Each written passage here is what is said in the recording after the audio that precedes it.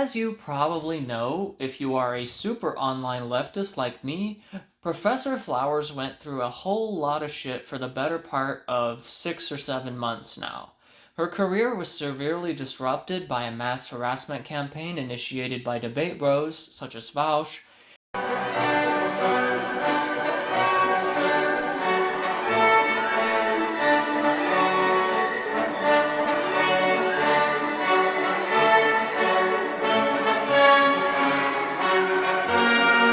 It was really bad, to put it mildly. Professor Flowers was accused of being a genocide denier akin to Hitler and a racist for saying things that are fundamentally uncontroversial. Given that this was literally started over Professor Flowers trying to correct Vaush on his mischaracterizations of black nationalism and black separatism, it's fucked to think that somebody almost died over something like that.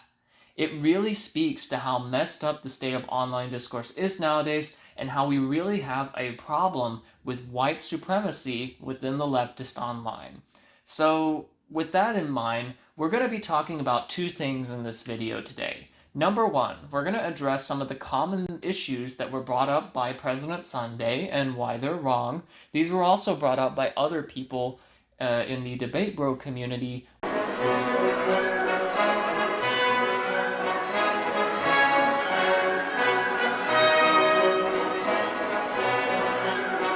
The second thing we're going to talk about is President Sunday's lies and dishonesty in the aftermath of his botched debate with Vaush, and the subsequent falling out with Professor Flowers, which we will also be talking about. So really we're talking about three things.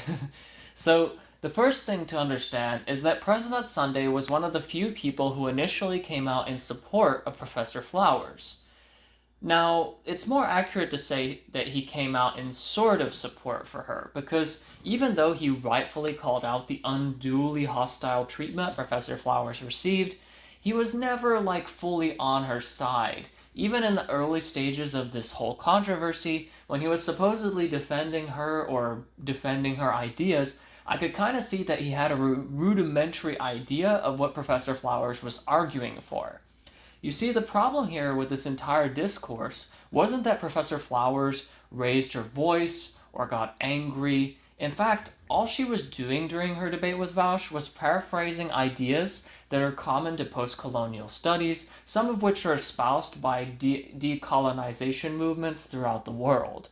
Her arguments about colonialism, about giving colonized people the rights to decide their own destinies, or about the rights of colonized peoples to decide if they want to live with their colonizers, none of that stuff was in any way controversial at all from a post-colonial studies point of view.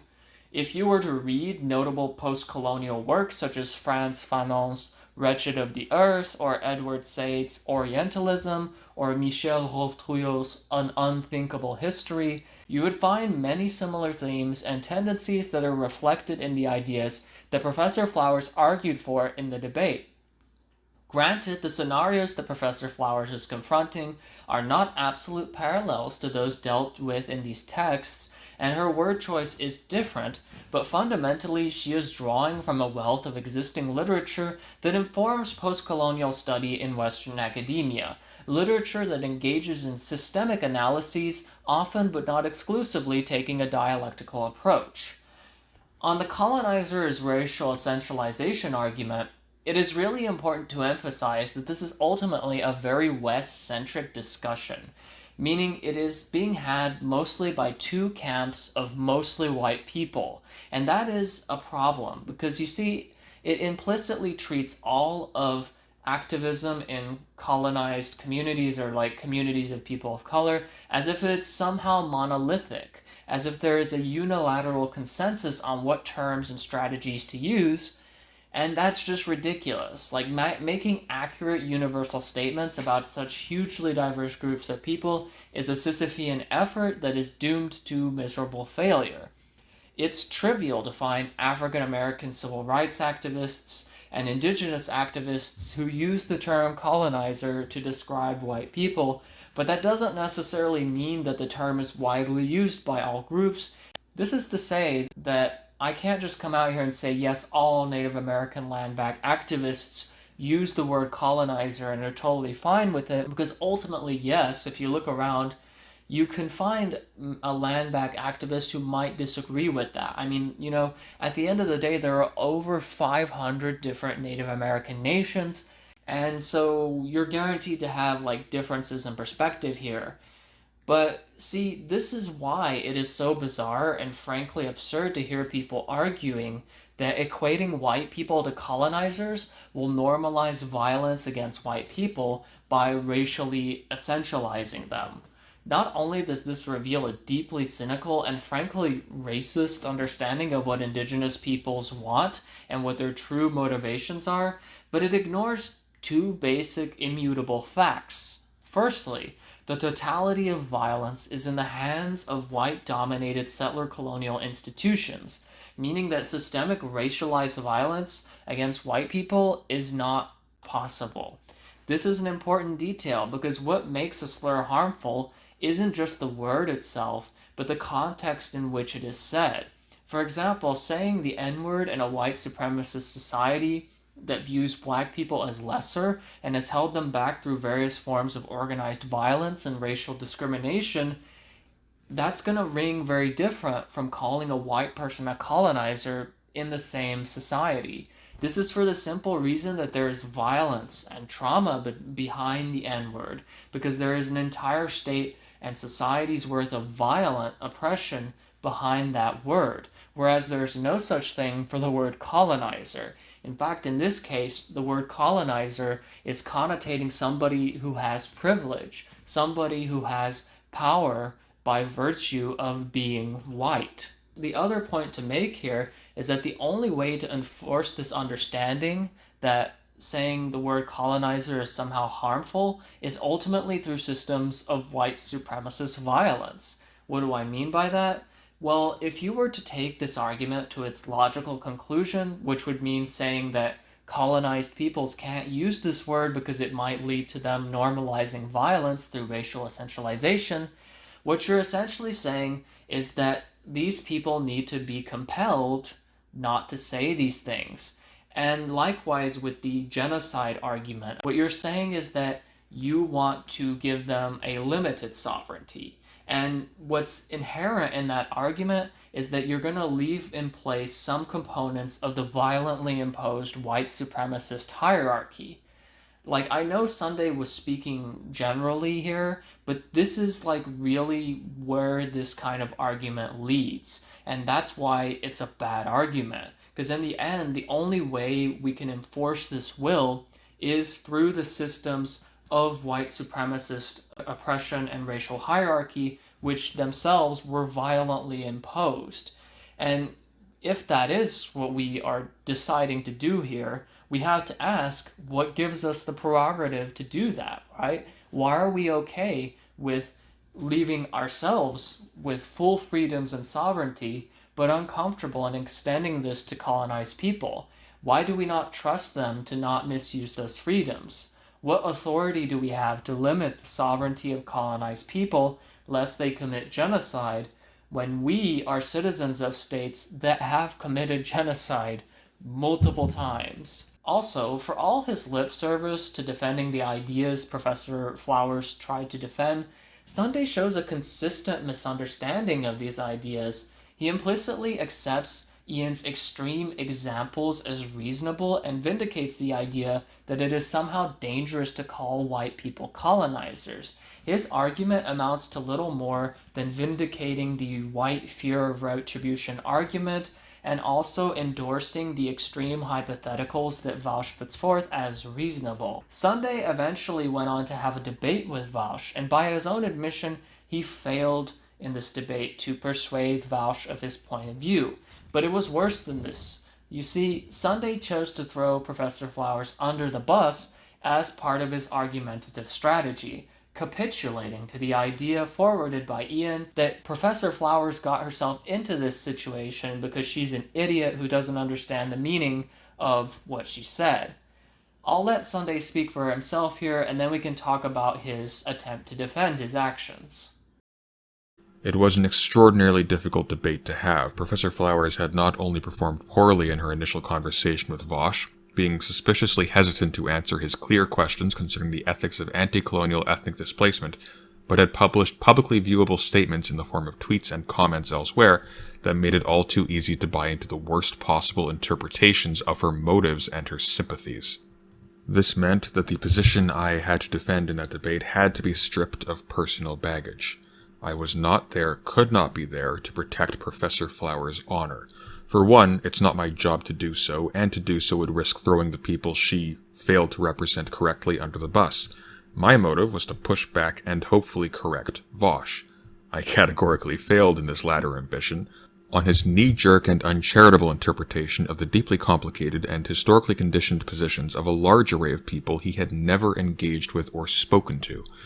And so, in the course of that conversation, in which Vaush insisted at an earlier point that Flowers' naivety was due to her being an idiot, I recapitulated that point in order to show that just because she canvassed means of ethnic displacement that she thought might be done without committing genocide, doesn't mean that she positively endorsed the genocidal destruction that in fact would have to occur.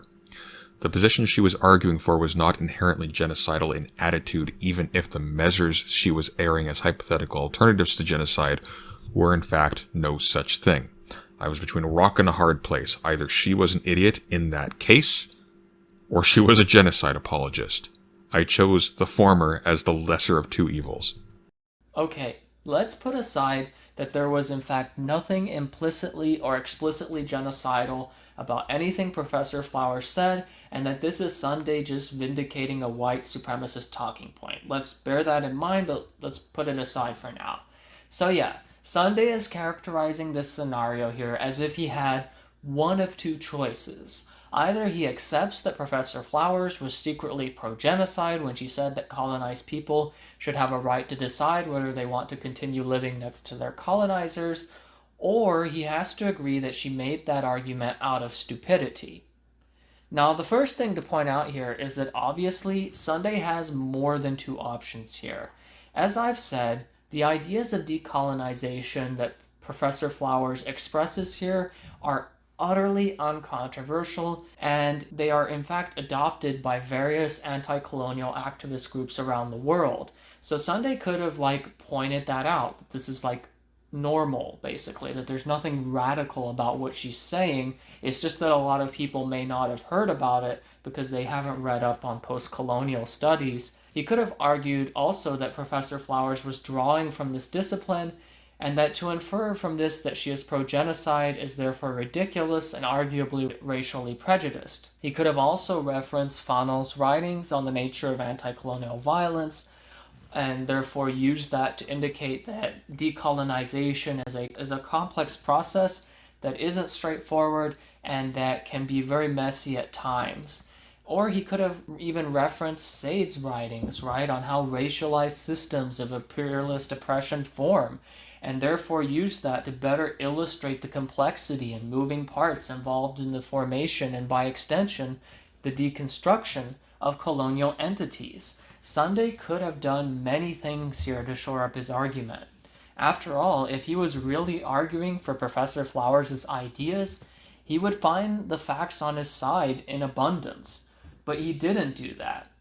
I guess I could go ahead and conclude that this failure on his part means he is either an idiot or secretly a white supremacist, but I'll go with labeling Sunday as a charlatan instead. For Sunday to definitively declare here that he had to choose between these two very poor options is him accepting the binary that Vaush is forcing down his throat. As he did with Professor Flowers, Vaush backed Sunday into a corner, and the president decided that calling Professor Flowers an idiot was his only way out. And so Sunday was played. In his response to Professor Flowers' video, moving forward, Sunday delivers a few extremely unsubtle and very condescending barbs against Professor Flowers' character. Throughout the video, he treats her not as a respected contemporary with whom he disagrees, but rather as a misbehaving child.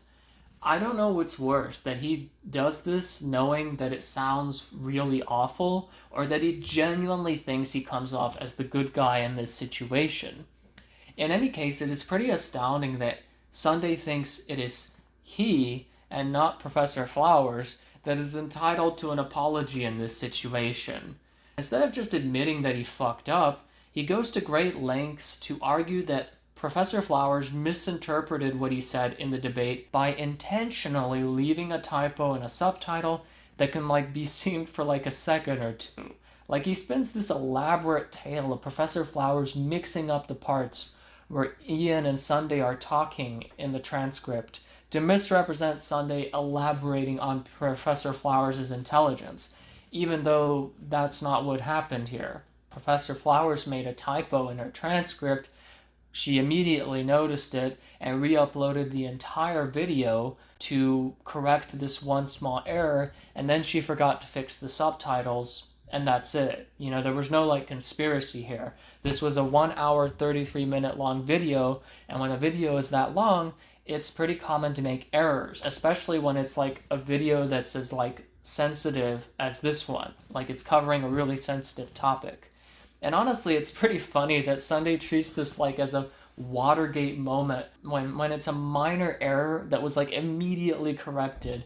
And it's doubly funny when we recall that there is an entire 2-hour video filled with Sunday acting like a fool to appease Vaush. You can go watch it and see Vaush say multiple fucked up things about Professor Flowers, and Sunday doesn't challenge any of them. And when he's finally given the opportunity to address the point that Vaush continuously makes, that Professor Flowers is an idiot, he instead affirmed it and elaborated on it. And yeah, you did elaborate on it, President Sunday. Professor Flowers isn't lying about that. You can go watch the video. What Professor Flowers quotes in her transcript, it starts here at this timestamp, but I recommend watching from here so you can get the run-up to him saying it if you care about context. For the record, of course, it's best to go watch the entire debate if you're really concerned about context, but alas, I know how painful a proposition that is, so that's why I've put the timestamps. You should also go watch Professor Flowers' video because it's really good and covers this in pretty good detail and is pretty balanced if I do say so myself. You can start at this timestamp to see where she talks about President Sunday specifically, and go ahead and watch it and tell me if you think she misrepresented what's happening here. You don't have to take my word for it. So the reality here is that Sunday had no good reason to do what he did. His necessary evil concession of calling Professor Flowers an idiot did not help his case at all. He would have done a better job to actually read up on the concepts that he was trying to defend instead of just pretending to know about them and getting into these weird arguments with Vaush where he's desperately trying to meet Vaush halfway when Vaush has no intention of meeting anybody halfway, least of all people that he disagrees with. But instead, President Sunday took the opportunity to kick someone while they were down, to tell a black woman who had endured so much dehumanizing torment and pain for views that are fundamentally unproblematic that it was her fault for not using the right words. According to President Sunday, Professor Flowers should be thankful to President Sunday for what he did, for farming her for content and increasing his subscriber count by exploiting this drama, for making such a huge sacrifice to his own reputation. According to Sunday, Flowers was wrong because she got emotional in response to abuse and because she associates with bad people. I have to say, the white supremacist vibes here are pretty blatant, and this all just paints such an ugly picture of this person. But you may ask yourself, why am I talking about all this stuff? Am I just doing this to dunk on a minor YouTube Sunday symposium person in a hope that they will change? Well, no, that's, honestly, it's not really what I want to do here. My point here in going through this exercise is to send a message about where I stand as a creator. You see, I think that positive changes in this community start with us taking a stand against corrosive rhetoric and actions. And well, I think Sunday's actions here are deeply corrosive. I think that this is representative of a problem that exists in various corners of LeftTube, and it's something we need to call out more so that we can more easily head it off in the future. We need to be a lot more empathetic and introspective as the leftist left-tube community, but we fail consistently. And this is not good, it makes this community really unsafe for creators from marginalized backgrounds. This is not justifiable, none of this stuff was justifiable. It was all horrific and just transparently racist. And I have to say, while I don't expect a response from President Sunday on this, I do actually want him to put the time into this and to put out a response. I am interested to see, or to hear rather, what he has to say. So yeah, that's my video. Thanks for watching. I hope you liked it. I know it's a bit risque to make these kind of drama videos or response videos, especially since this is literally the first video that's going out on the channel. But hey, I couldn't get motivated to write or record anything else. But hopefully, when this goes out, I'll be able to get it out of my system and just start on something else. So, as I say, like and subscribe, and if you especially liked it, maybe you can get me some coffee, I really like coffee. I really like cappuccinos. There's this good site. It's kind of like Patreon, except you can make one-time payments. And I can use them to buy coffee. And I think that's really cool. I think you should go check it out. All right. Bye.